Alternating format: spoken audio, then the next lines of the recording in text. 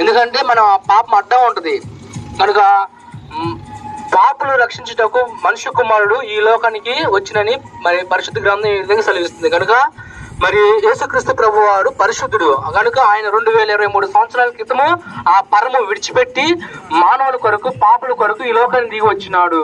మరి మన కొరకు సిలువ ఎక్కుతూ వచ్చినాడు, సిలువలో రక్తం అంతా కారుస్తూ వచ్చినాడు, మరణిస్తూ వచ్చినాడు, తిరిగి 3వ దినాన సజీవ లెక్కలు వేస్తూ వచ్చినాడు. కనుక మన కొరకు మన పాపులం కనుక మన కొరకు ఆయన రక్తమంతా కారుస్తూ వచ్చినాడు.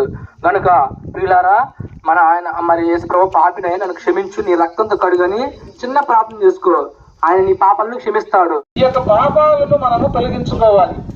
ఇది మనకు సాధ్యమేనా అంటే ఏ మాత్రము కూడా సాధ్యపడదు. ఎవరైనా పాపములను విడుదల పొందాలని ఎన్నో ప్రయత్నాలు చేస్తున్నా కూడా ఆ ప్రయత్నాలు ఏవి కూడా మరి పని చేయకపోవడము, మరలా ఇంకా పాపం చేయడము, ఆ తర్వాత ప్రియమైన సవాళ్ళతోటి ఎంతో భయంకరమైనటువంటి మనం వేదన బాధ అనుభవిస్తూ ఉన్నామండి. నిజంగా పాపం వలన మానవునికి మనశ్శాంతి లేకుండా పోతా ఉందండి.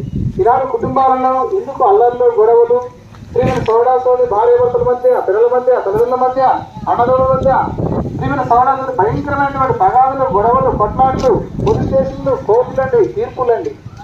ఎందుకు వస్తుంది ఎంత అంటే పాపము. ఈ పాపము నుండి మానవుడు నుంచి మనలను పవిత్రులుగా చేయును అన్న లేఖన ప్రకారం ఆ ప్రభు అయిన యేసుక్రీస్తు వారి యొక్క పావన రక్తం, పరిశుద్ధమైన రక్తం నేను ఆ పాపాన్ని కడిగి శుద్ధి చేయడానికి యేసు ప్రభు వారు ఇష్టపడుతున్నారు.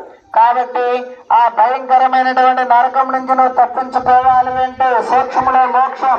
యేసు ప్రభువా నేను పాపిని, అయ్యా నేను ఘోరమైన పాపిని అని